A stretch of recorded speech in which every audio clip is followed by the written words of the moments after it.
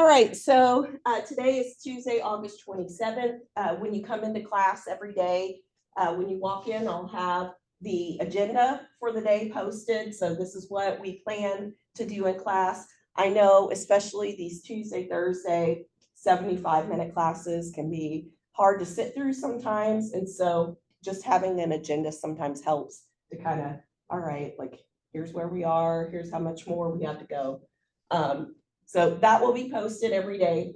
And then I'll also have the homework posted in the homework section. This will be a mixture of the assignments, the new assignments that we've talked about in class, other reminders, things that we've got coming up. So you can see today what's on our plan. I took attendance. I made a seating chart. We made sure everybody can get logged into Blackboard, that you connected your little Siegel handbook. We're going to go briefly over the Circle In app. That's a little bit easier done in here. And then we're going to start talking about Unit 1 in here today. All right, so I'm going to go back here into our content. And I'm going to go to course resources to start with. And I'm going to go down to the register for the Circle In and download the app. I did have this morning, and this is something I'm curious about. I had an English 101 class this morning, and I had a student say that they were having trouble downloading the Blackboard app to their phone. Is anybody else experiencing that issue? Or I just downloaded it. okay, and it connected. It went like no problems. Okay. So the other app I wanted you to download too was the Circle In, and I want to talk to you a little bit about the Circle In app and what it offers to you. So you'll be able to access Circle In. Mine's going to the teacher mode here, but you'll be able to click on that link and it will take you to that through your laptop, or you can go through your phone. And I'm going to play a video. It's not very long. We're going to pause it throughout. But I want to talk to you a little bit about what this app is. So you're working on that first big assignment, and maybe you're looking for a way to get connected to your classmates to get help or form a study group. So you go to Discord, GroupMe, or WhatsApp to chat with your peers, or you're looking for study resources on Quizlet or Chegg. But I'm here to tell you, there's a better way. You now have free access to Circle In, the all-in-one study app. Okay, so you have free access. This is free. It's a free app. Vincent University has provided this for all students. So this is applicable not just for the English class, but for all of your classes. You can use the Circle In app.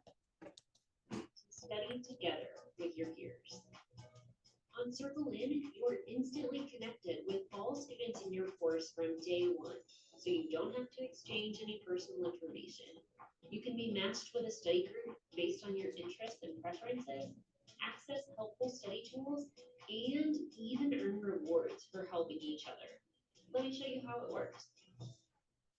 Start by downloading the Circle In app or going to circleinapp.com, and you'll sign in with your school login information. Then set up a quick profile, and we'll match you to a study group based on your schedule and course. Okay, so the first feature of Circle In that I wanted to highlight here is that you have access to communicate with the other students in your classes. Like it automatically will allow you to communicate with them. You can set up study groups. There's a feed here, kind of like a Facebook feed, where you can ask the class a question. So maybe you're working on a homework assignment or something. You can go in, you can ask other students for, hey, what were the pages we were supposed to read today? And people can reply to that. Every time that you interact with the Circle In app, it does give you points, or you earn points there, and those points can be exchanged for things like gift cards. So we'll look at that here in just a second.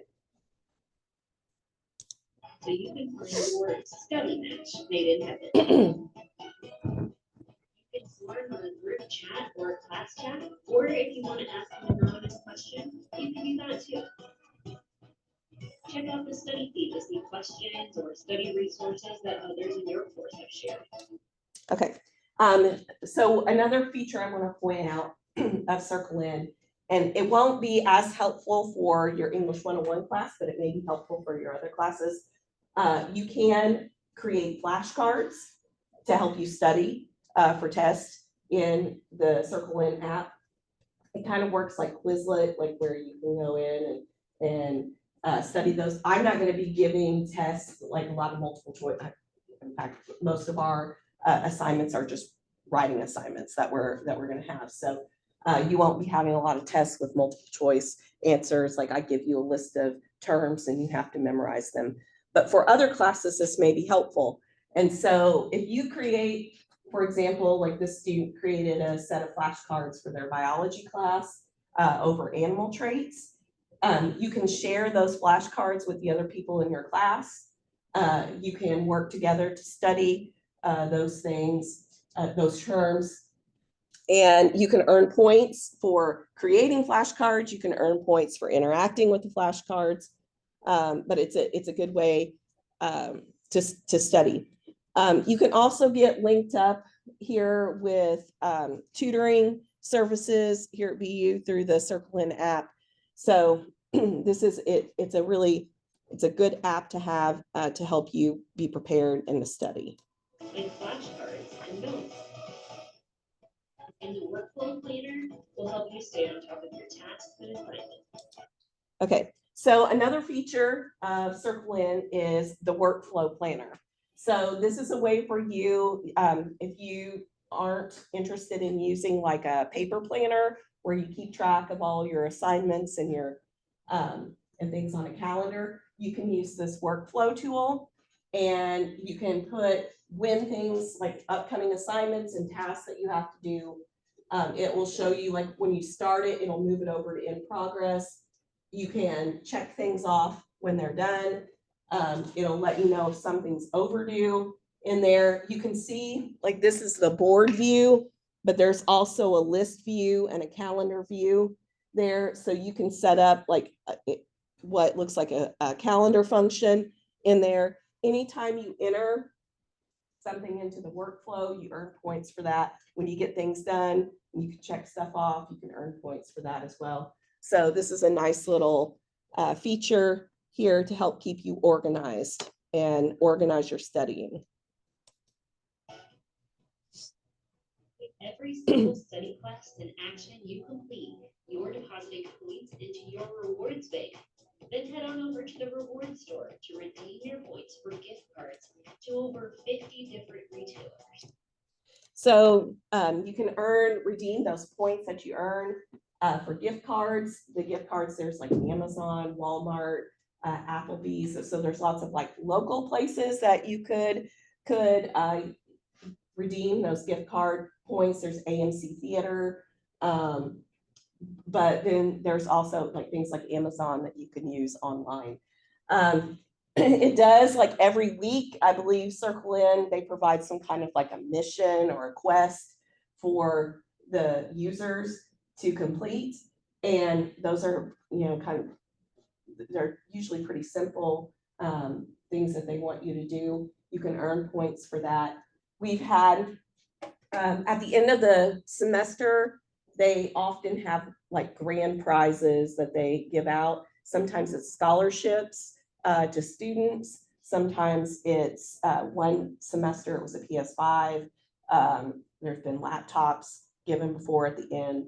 So those are things that you can win and earn. We've had BU students who have who got those laptops and things like that. So that's been great. So I recommend it. It's a good little tool here. We'll keep watching. It's like the supercharged study app. So there's no need to set up a new Discord channel or a WhatsApp or a GroupMe thread. So make college easier and study together with your classmates on Circle. Okay, so that gives you kind of a brief rundown of Circle In. Again, I just want to encourage you to check it out. If it's not something that works for you and your study system, that's fine. But it is a tool VU is providing free access to all VU students for all of your classes. So I'd recommend at least going in and taking a look at it. I do think it could be helpful. All right. So we're going to go ahead and get started then. I did put in the announcement section, I put the homework from last week there, things that we talked about. Last week, I asked you to make sure your Blackboard profile's up to date, where we went in to add or change names or put preferred names in just a minute ago.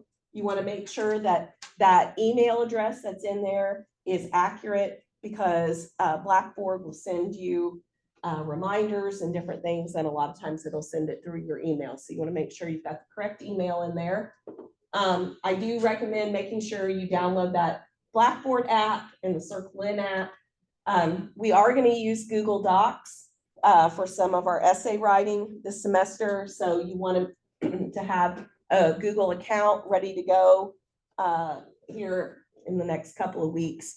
We'll get started with that piece of it. If you've already got a Google account, you can use your own personal Google account if you want. It just can't be a Google account for a workplace or for another school. That won't work. But the other, just a personal Gmail account will work. I did recommend that you enable push notifications in that Blackboard Learn app, because it'll help remind you like, hey, I've got a new assignment, or assignments due. Speaking of assignments being due, we do have assignments 0.1 through 0.4 that's due tonight at 11:59 p.m. Those assignments were located in the Start Here unit. So if you have not yet completed them, you want to get those done. That's introducing yourself to your class and your instructor. And then the scavenger hunt, the semester agreement, and the student information survey. So if you do not have those complete, you want to get those completed by midnight tonight. And if you've had any issues accessing those or having problems, just stop and see me on the way out of class here today. All right, so we're going to get started with Unit 1 here.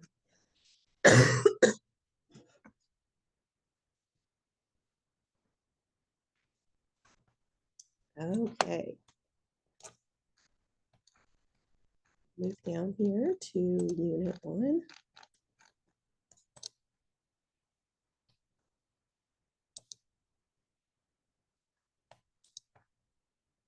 Please do this just so we're.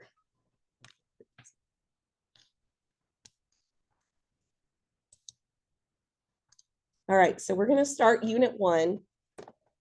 The very first thing we're going to take a look at, I've got a short presentation, some ideas and things that I want to share with you. So we're going to take a look at that.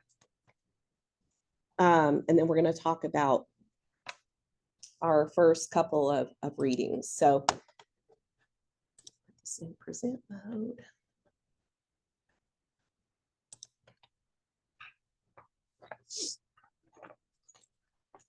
Okay, so to kick off things,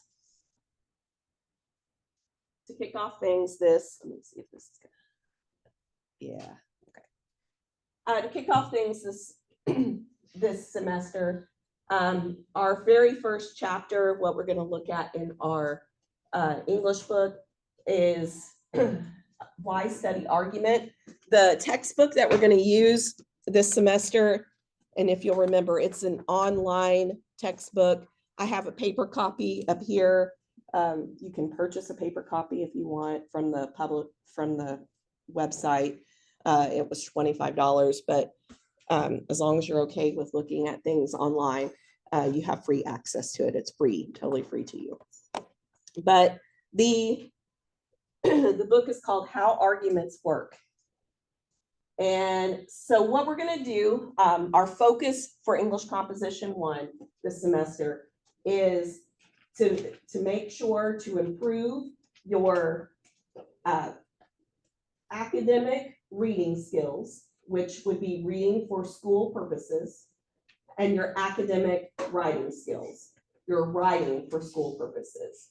In this class, Composition 1, even though it's a composition class, we're going to be writing.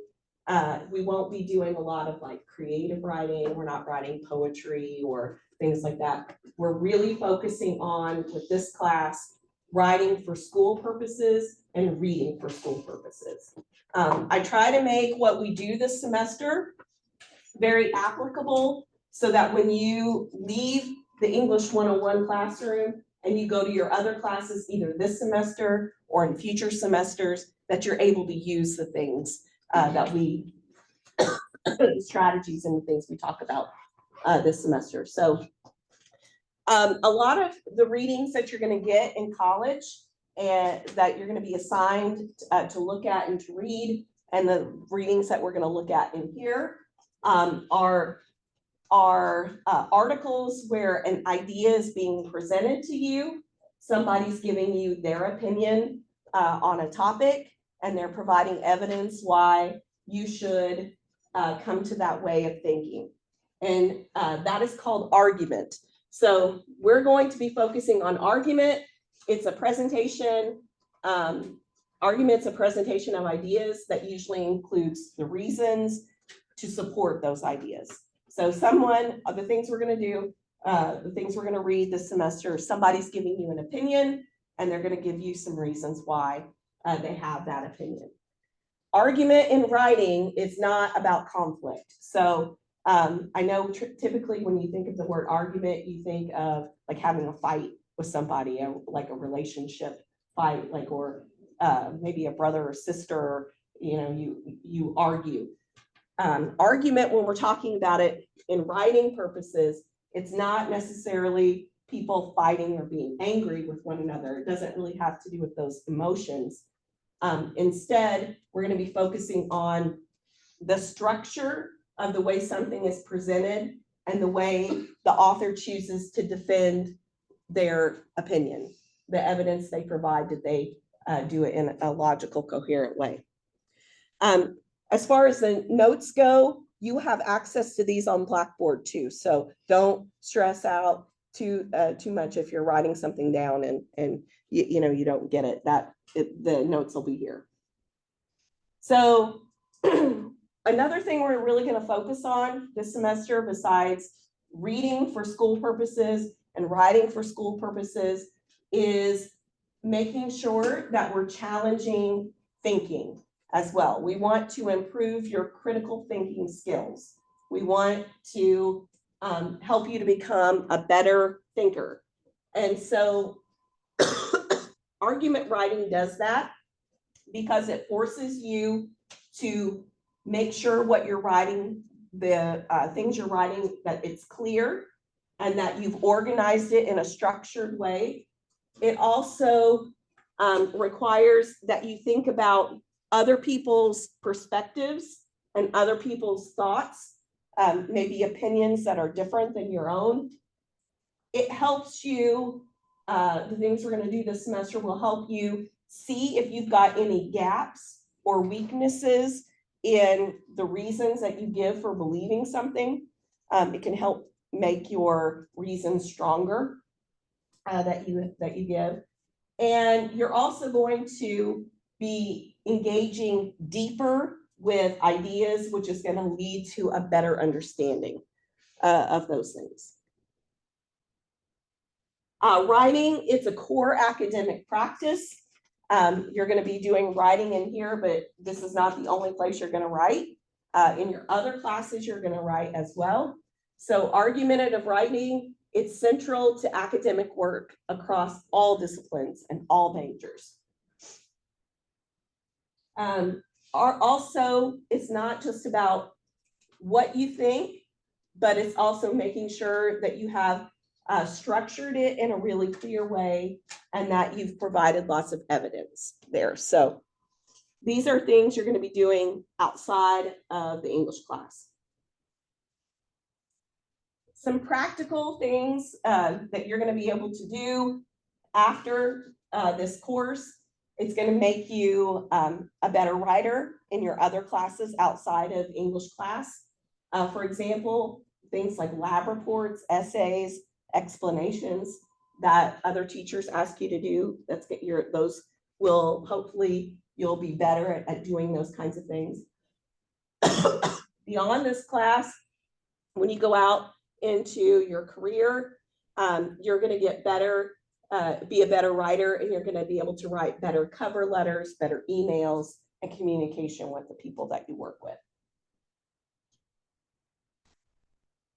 So we're going to focus on this semester reading, writing, and revising as a way of making our thinking better, to strengthen your thinking ability, your critical thinking ability. So reading, writing, and revising, when you do these things, it's going to help you to slow down and think more clearly about the ideas that are there. And in our book, in chapter 1, you're going to read about something called fast thinking versus slow thinking. And this is a concept that was coined by Daniel Kahneman in a book that he wrote. And in that book, he talks about the human tendency towards quick reactions and snap judgments, fast thinking. In contrast with thinking more deeply about something, like a complex topic, that would be slow thinking. So this fast thinking versus slow thinking, fast thinking is what you do naturally because it's easy. Like you might see something, and especially in today's world where we've got social media and information coming at you just really, really fast. You take that information in and you make some kind of judgment about it without really maybe thinking too much about what it is that you're looking at. That would be fast thinking. Fast thinking is easy. It's what comes naturally to your brain. What we're going to work on this semester is slowing down that thinking a little bit when you're given something and you're looking at it and you're starting to read it. How do you slow your thinking down? How do you engage with the things more deeply? How do you start to think about the topics that you're given in not such a fast, quick way? Now, slow thinking, it's really helpful to you outside of this classroom. So hopefully we're going to be better slow thinkers by the end of the semester. And after you leave this class, you'll be able to use those slow thinking skills out in the workplace. Like when you are making a decision for your job, you'll be able to slow down, think about all the factors that are a part of that, making a decision, and other perspectives or what other people think. And you'll be able to take all of those into consideration and then have some kind of response to it. Slow thinking also is going to make you be able to communicate better. You'll be able to explain your reasons that you make decisions to your colleagues, and you'll respond to their questions and critiques more successfully as well. Slow thinking also, if we can grow that skill and be a better slow thinker, you're going to make better personal decisions. If you can start to slow your thinking down, you'll be able to use that to make a career choice or financial planning, or even with relationships. if you can begin to really narrow in and hone that slow thinking skill.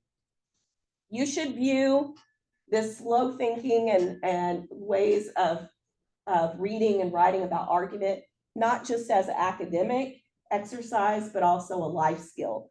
And hopefully it's going to help you make better choices, and you'll have a more considered approach to challenges that you face. Now, the reason that we're doing this and growing that slow thinking skill is because it gives you power. We see a couple of quotes, and these are mentioned in our textbook, but when you learn to consider information carefully and critically, and then you weigh competing points of view before making your own judgment, that's what gives you power over your own life.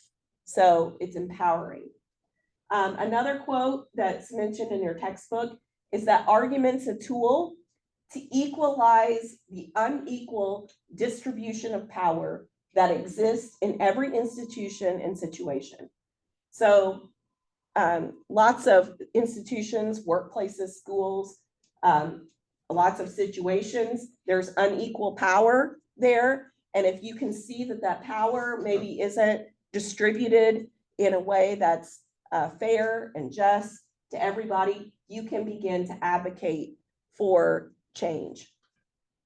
So developing these strong argumentative skills can help you challenge existing power structures and advocate for change. All right, so slow thinking.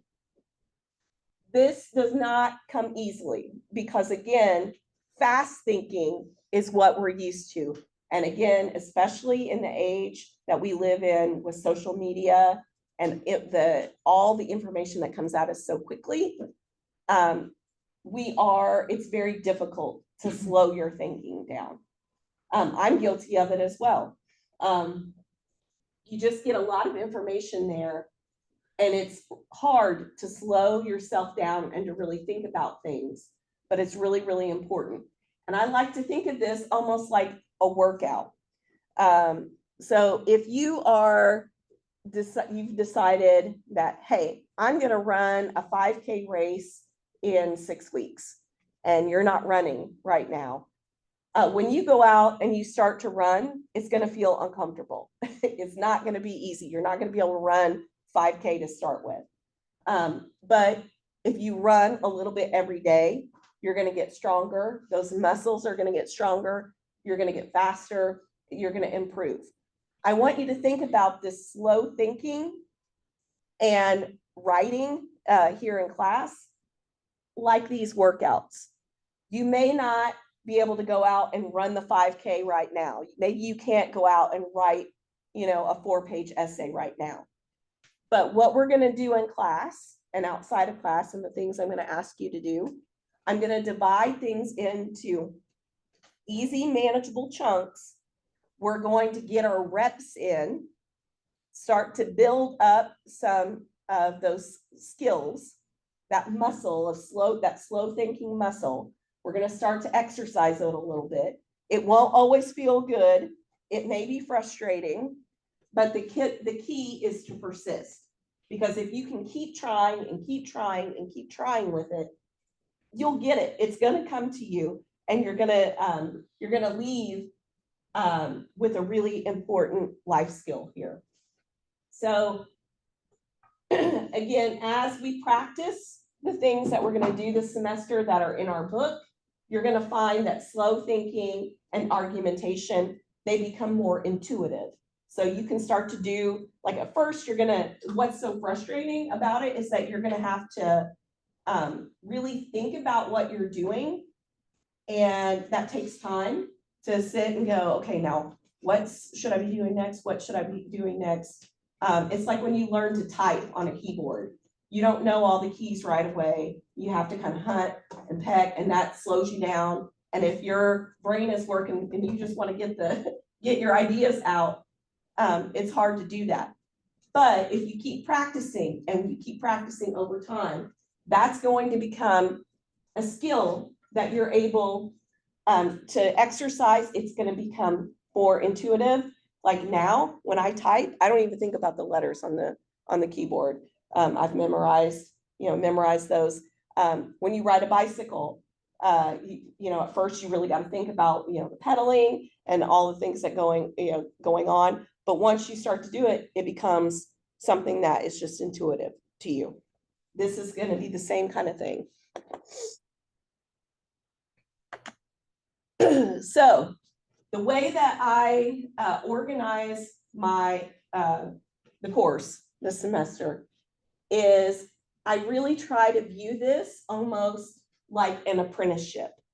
So you all will be apprentices who are learning how to write from me. I'm going to, and when we think about an apprentice, let's say, for example, you want to work in construction and you want to learn how to build houses. You typically, those people will work under an apprentice who have a full range of tools that they use to build a house. I've got in writing a whole bunch of tools, and I want to show you these tools and how to use them. Just like somebody working in construction might show somebody how to use a tool to build, as part of building a house. So I really set up the course, like as we do assignments in here, I model everything. So as you choose, as you write an essay, I'm writing the same essay alongside you. So you can see, I typically show you, I start off by doing I do. So like I show you how I would approach it. Then we may move to a we do kind of thing where we work together to help you get started. And then eventually you'll be on your own by the time we end. So there'll be lots of demonstrations of how to do things in here. Also our textbook, as far as a toolbox, the book has a built-in toolbox of writing tools and strategies that you can use. And we're going to look at those. Those tools include things like summarizing an argument, responding with an agreement or disagreement to somebody's opinion, and advancing your own opinion. So going beyond saying, this is what I believe, to actually being able to support that and make your opinion stronger. So that's the plan for what we're going to do this semester. Now, in our book that we're going to be using, the book is going to take us through a progression of skills that we're going to go through throughout the semester. There'll be a whole chapter where we learn about how to identify another person's argument. So chapter 2 is really going to be focused on academic reading, how to read somebody else's thoughts they put down on paper, they're writing, and identify what point they're trying to make. In chapter 3, we're going to learn how to summarize an argument, how to capture the author's main points without putting in your own personal thoughts or opinions. In chapter 4, you're going to be assessing an argument of another person or another writer, and you're going to be evaluating, like you'll read their argument and you're going to go, okay, I'm going to evaluate this. Was there evidence? Did they provide good evidence? What about their reasoning? Did they have a good reason? Did they come up with good conclusions? You're going to be judging somebody else's writing. And in chapter 5, you'll be responding to arguments. So somebody's going to give you their opinion on something, and you'll be replying with your own opinion, whether you agree or disagree, and going into explaining why. So here's the way I kind of have the course structured for the semester. What you're going to do this semester is and I'm gonna show you this in just a little bit, but I'm gonna give you a whole list of topics. And you're going to select a topic that you want to read about and write about this semester. You're gonna choose one topic that's gonna take you through the whole semester. So I'm not going to give you a bunch of readings on, random topics that you may like or you may not like. I'm gonna give you a choice. You'll be able to look and see through the lists, what topic you want to write about. The ultimate goal this semester, at the end of the semester, you're going to end the semester where you write a research argument paper. So the topic that you choose to read about, you'll be writing a paper where you give me your opinion on that topic and you give evidence that supports your opinion. Now, that's a big task here. So the way I've designed my class is all of the assignments that we do all semester long are going to build up to this argument essay. So as long as you're doing the assignments as we go throughout the semester and you keep up with that work, that research paper that we write at the end is going to be much easier. We're going to try to break down that work into lots of small, manageable pieces throughout the semester. I know you may have taken an English class in the past where a professor or a teacher has said, all right, you're going to write this personal narrative essay. Here's the topic that you're going to write about. You need to have 4 pages. It needs to be in MLA format in this structure. And, this is your assignment. You got 2 weeks to write it. Good luck. That's not how this will work in here. The way that I have set up all the things in the course, I'm going to walk you through step by step by step what you need to do for all your assignments. So I'm going to take down, I wouldn't give you a 4-page essay just to write good luck and not give you some assistance or structure in how you should accomplish that task. So there will be lots of little assignments that we do throughout the semester. And a lot of times my students are like, oh my gosh, like there's just, you're asking us to do all these things. Well, they're little things, and we're taking these little things down, and I'm trying to take a big assignment and break it down into lots of little parts that you can put together at the end, and you can have your essay complete. Your essay assignment is complete. So how I structured this semester, in Unit 1, which is what we're starting today, we're going to be focusing primarily on reading skills, knowing how to read for academic purposes, knowing how to identify the arguments and the opinions of people that we read, that are presented in what we read. I'm also going to start between Unit 1 and Unit 2, where we're going to write a summary. A summary is a paragraph that you write about something that you've read. Now, keep in mind, I'm going to let you choose a topic that you want to read about all semester long. So for Unit 1, we'll talk about this in a little bit. Let's say I choose the topic of ADHD, and I'm going to read and write about ADHD all semester long. I would choose an article about ADHD. I'm going to write a summary about it. In Unit 2, I'm going to turn that summary into a summary response essay. So I'm going to have a summary portion in that essay, and I'm going to reply or respond with my own personal thoughts and opinions about the topic. That'll be Unit 2. So Unit 2 is going to have an essay assignment that's due. Unit 3 will have an essay assignment that's due.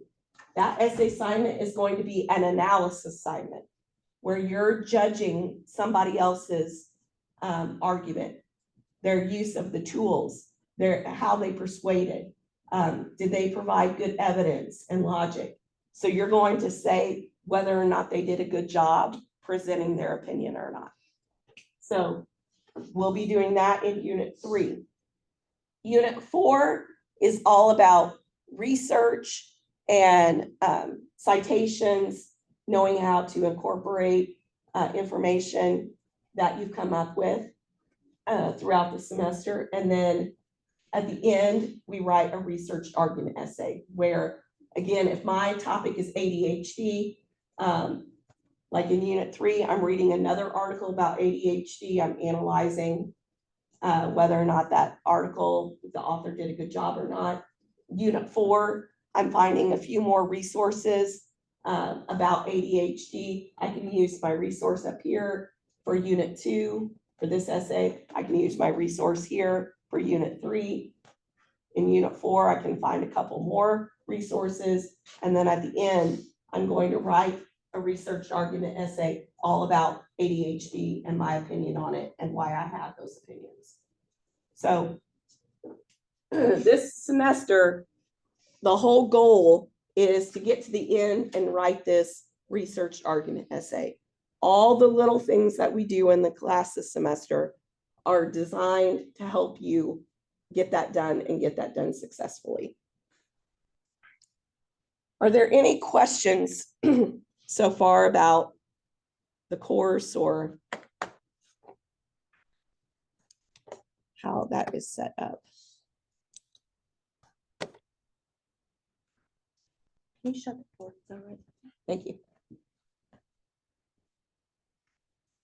Okay, so your homework is to read chapter 1, section 1, which is called Why Study Argument. A lot of these ideas are the same ideas that we just talked about, but you're going to read these. You can also listen to them. Section 1.1, why study argument? If you listen to them, it'd take you 8 minutes to listen to it. So you're going to read that section, and you're also going to read section 1.3 of our textbook about what this book offers. Those 2 assignments, you'll read them, and then you're going to complete assignment 1.1, which is some comprehension questions. It's going to ask you some multiple choice questions about those 2 readings. You'll answer those questions. There's 7 of them. There were 2 points each for a total of 14 points.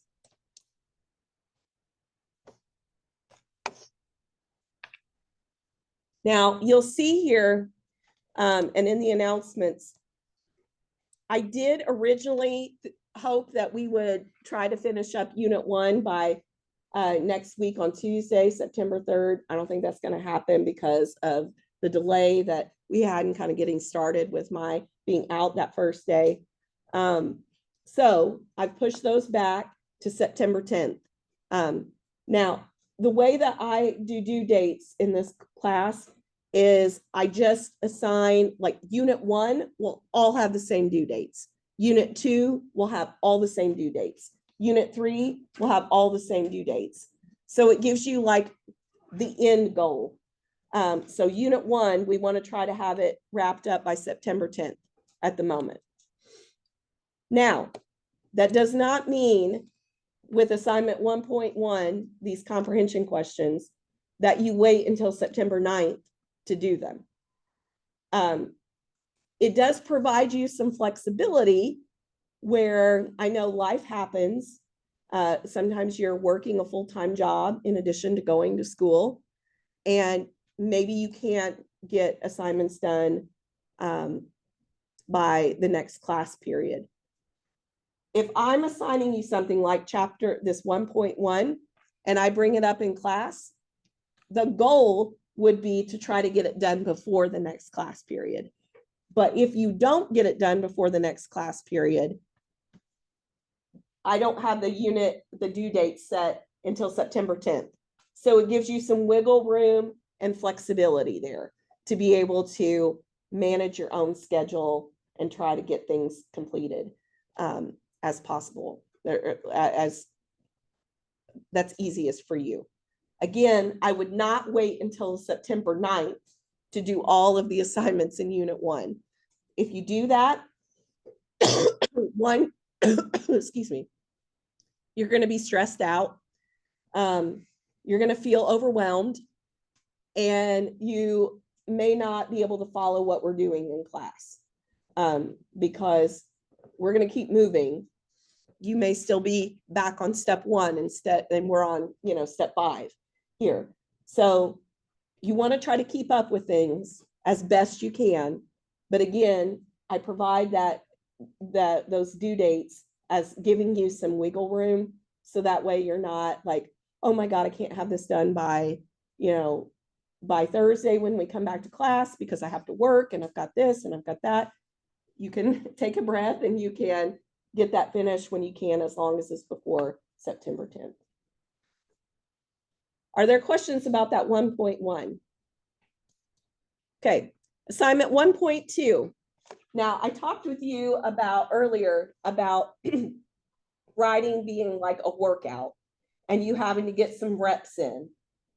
These, throughout the semester, I'm going to provide some opportunities for you to do these short writes. These short writes are short. They're 5 to 7 sentences. I don't want you to spend more than 10 or 15 minutes doing an assignment like this. It doesn't have to be perfect, but what this is going to provide you is a chance to get some reps in and to do a little bit of practice putting your ideas onto paper. The only way you're going to get better at writing is if you do it. So this is a way for us to do that. So for this assignment, you are going to, down here at the bottom, you're going to think about the algorithm and your interests. So we just talked about how right now information in today's day and age, it comes at you so quickly, especially if you're on social media and you are scrolling through, social media, whether that's Facebook or Instagram or X or TikTok or, whatever kind of social media, you've got information coming at you quickly.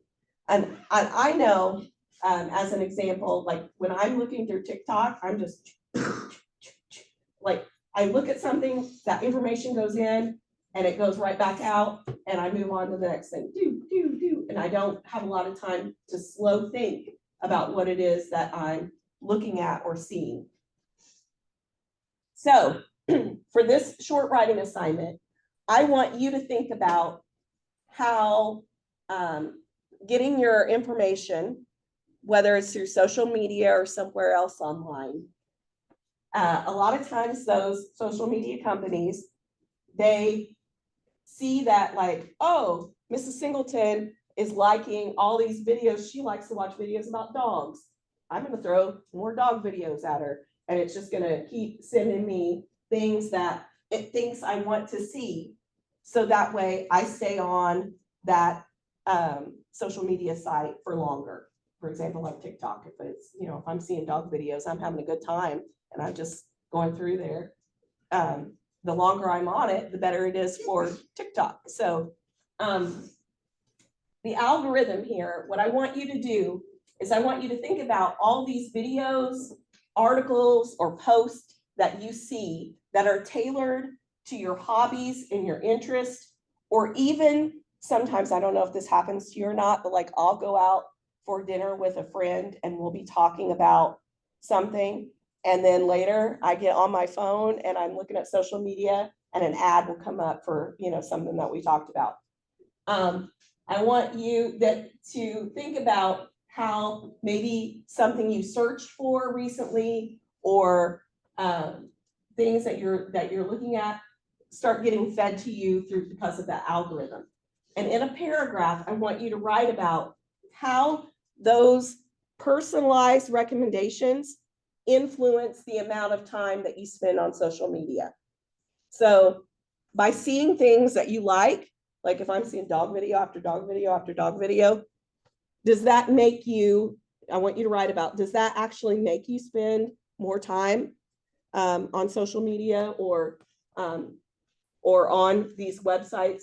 And I want you to think about how fast thinking, where you quickly click, watch, or read something without much consideration, can be encouraged by those suggestions. Then I want you to reflect on the idea of slow thinking. What if you were to take a moment to evaluate whether the content that you're looking at is truly worth your time? What if you were to stop and slow some of that down, that information coming in down? How do you think using slow thinking might help you make more thoughtful decisions about what you choose to engage with online? So 5 to 7 sentences, you can write about it. It's a journal assignment. It's not a discussion board. Nobody else is going to see it, just you and I. It's just a way for you to get some thoughts on paper, practice writing. That's going to be worth 15 points. And these short writes, a lot of it is, did you complete it? So again, I'm not looking for perfection. We just want to get some of these reps in. All right. Also, if you have not done assignments 1.3 and 1.4, which is the orientation to that little Siegel handbook, you want to get that done as soon as you can. That was from last week. All right, finally, we got 4 minutes left. Finally, the very last link here is a link to a library database that we're going to use this semester. And this is a list of all the topics that you may want to read about this semester. So what I want you to do between now and Thursday is you're going to go into this, it's called SIRS Issue Researcher. You're going to click on Explore All Pro-Con Leading Issues from A to Z. So you're going to click on this link. When you do, there are hundreds of topics. None of the topics are off limits. If somebody chooses a topic and you want the same topic, that's fine. You can choose any of these topics that you want. Some of these topics may be things that are interesting to you because that's the field of study or career you're studying to go into. Some of these things are going to be interesting to you just because it's a hobby or something fun or entertainment. Some of these things to you may be something personal that you have an interest about. I want you between now and Thursday to go in and just browse all of these topics. There's hundreds of them. For example, ADHD. Let's say that's a topic that I'm interested in. The main thing you're going to want to look at under each of these topics is when you click on it, it's going to give you a question. You want to decide if this question is what you want to read and write about all semester. So if I am interested in ADHD and I see this question, should medication be the primary treatment for ADHD? If that's not something I really care to read about for the semester, then I'm going to move on to a different topic. But you want to go through and check these. There are things like athletes pay that are more like hobby based. If you enjoy watching sports and you I know that's something I really, I like to listen to sports podcasts. I like to watch sports. If this is something that just I'm interested in, I may want to look at athletes pay, and I see the question here is, are professional athletes overpaid? If that is something, if reading about the answer to that question is something I want to do for the whole semester, that may be a topic I want to select. Now, you don't have to write your topic down or turn anything in right now, But just between now and Thursday, I want you to start browsing those. There's a lot of them in there, so it's going to take some time to look through and find something that speaks to you. So that's it really for today. Are there any questions? Your new homework for today is to get those comprehension questions done, to do that short write assignment, and start browsing topics. Any questions? All right, y'all are free to go. Have a great day, and I'll see you all Thursday.